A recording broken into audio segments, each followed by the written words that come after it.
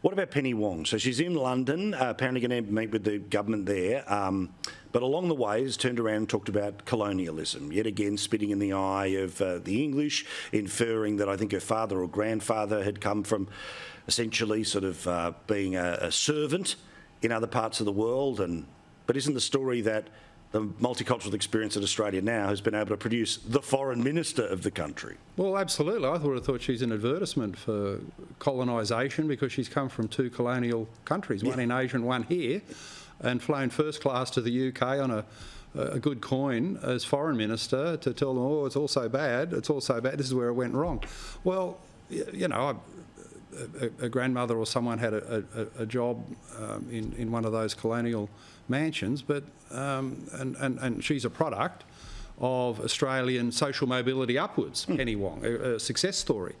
And you know, I grew up in a public housing estate. Cleaning up spew and crap at the Green Valley Hotel toilets wasn't much fun. I mean, a lot of us started very humbly, but we don't whinge about it, Paul. Yes. We don't whinge about it. What we say is, if you work hard and you study hard at school and you get some qualifications and you work hard again and you do the right thing, Australia is a land of opportunity and you can get ahead.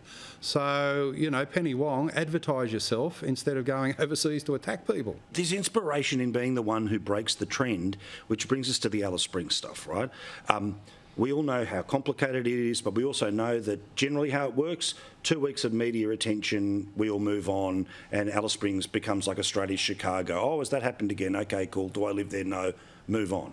But what about the ABC? Desperate to find a narrative not to talk about what's been going on, turn around and report that the meeting of locals, including Indigenous locals who say we want something better, was some sort of was infiltrated by white supremacy. Well, I saw this report, and I trust you'll show it on the program here this evening. But it's a disgrace in terms of journalistic standards, because there's hundreds of business people at this gathering, all worried about their shopfront being trashed, their livelihood being threatened, their safety at risk. And the one person who's interviewed in the report is some lefty radical who says, oh, they're all white supremacists. Where's the interview of business person after business person, hard workers, economic contributors who are petrified of what's happening on the streets of their own town?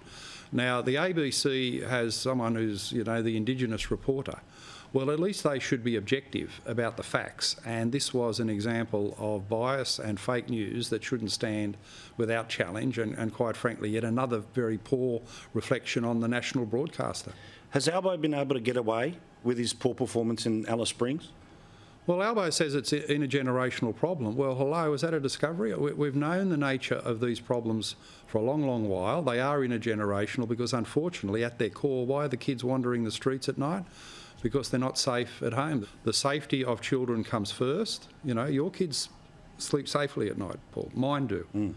We've got to fight as hard for these Indigenous kids as we would for our own. Bloody oath. And you and I know that anyone who threatened our kids, well, they wouldn't last very long. So where's the political iron and determination to say that these Indigenous kids have got to have a better existence? And if they're at school, studying of a day instead of sleeping, if they're sleeping at night safely, going to school the next day, they've got a chance in life.